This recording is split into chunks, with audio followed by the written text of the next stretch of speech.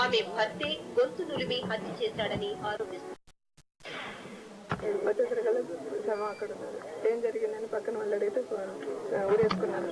అంటే నాకు డౌట్ వచ్చి మెడ చూసుకున్నాను. మెడ చూసుకుంటే మెడలో కొద్ది ఫాల్ట్ అనిపించింది. నాకు వెళ్ళిపోయింది. లోపలికి వెళ్ళిపోతే ఫ్యాన్ చూసాను. ఫ్యాన్ దగ్గర ఏం ఆధారాలు లేవు. తర్వాత దెబ్బలు ఏమన్నా నేను చూసాను. ఒకటి కనిపించింది దెబ్బ. మీద పడుకోబెట్టి ఒక డాక్టర్ను పిలిచారట.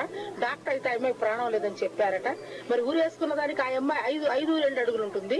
ఆ ఫ్యాన్ 6 అడుగులు లోపలే ఉంది. ఉరేసుకునే అవకాశమే లేదు. అతనే ఆ అమ్మాయిని చంపి ఉరేసినట్టుగా క్రియేట్ చేశాడు. తప్పకుండా ఇది హత్యగా భావిస్తున్నాం సార్. సమాచారం అందుకున్న పోలీసులు సంఘటనా స్థలానికి చేరుకుని ఆధారాలను క్షుణ్ణంగా పరిశీలించారు. మృతురాలి బంధువుల ఫిర్యాదు మేరకు కేసు నమోదు చేసి దర్యాప్తు చేస్తున్నారు.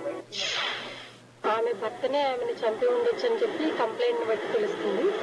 అదేవిధంగా ఆమె ప్రైమ ఫేసి ఇంజరీస్ ని బట్టి కూడా చూస్తే కంప్లీట్ లిగేషన్ మార్క్ ఉంది కాబట్టి బహుశా మర్డరే అయి ఉండొచ్చు అని అనిపిస్తుంది. అయితే ఇప్పుడు ప్రస్తుతం ఇంకా ఫ్యాక్ట్స్ ఎస్సర్టైన్ చేయాల్సింది. అంతేకాకుండా దీనికి మెడికల్ టెస్ట్ పంపిస్తే రిపోర్ట్ వచ్చిన తర్వాత అనుమానం ఎంతకు తెగని పచ్చని కాపురాల్లో నిప్పులు పోస్తున్నాయి. విలువైన ప్రాణాలను క్షణాల్లో మట్టిపాలు చేస్తున్నాయి.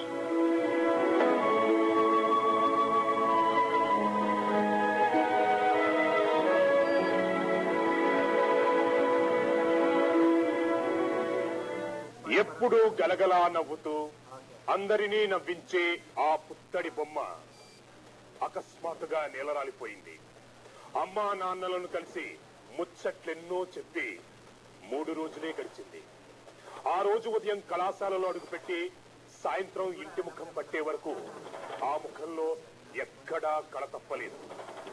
మరి ఆ రాత్రి, ఆ కాళరాత్రి ఏం జరిగిందో ఏమో. తెల్లారేసరికి ఆ పసిడి బొమ్మ ప్రాణాలు కోల్పోయింది. ఫోటోలో కనిపిస్తున్న యువతి పేరు అనూష. ఎప్పుడు నవ్వుతూ అందరినీ నవ్విస్తూ ఉండే అనూష అనుమానాస్పద రీతిలో ప్రాణాలు కోల్పోయింది. పూర్తి వివరాల్లోకి వెళ్తే మహబూబ్ నగర్ జిల్లా లింగాల మండలం అంబటిపల్లి గ్రామానికి చెందిన అనూష మహబూబ్ నగర్ లోని వాసవి డిగ్రీ కళాశాలలో మొదటి సంవత్సరం చదువుతోంది. అమ్మ నాన్నలకు దూరంగా ఉంటూ చదువుకుంటున్న అనూష కళాశాలకు దగ్గరలో ఉన్న లక్ష్మీ నగర్ లో ఒక రూమ్ అద్దెకు తీసుకుని ఉంటుంది.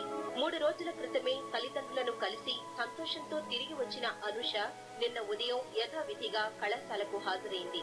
సాయంత్రం 4 గంటల వరకు కాలేజీలో ఉన్న అనూష క్లాసులు ముగించుకుని తన గదికి చేరుకుంది. అప్పటి వరకు అనూష స్నేహితులందరితోనూ చాలా ఆనందంగా గడిపింది.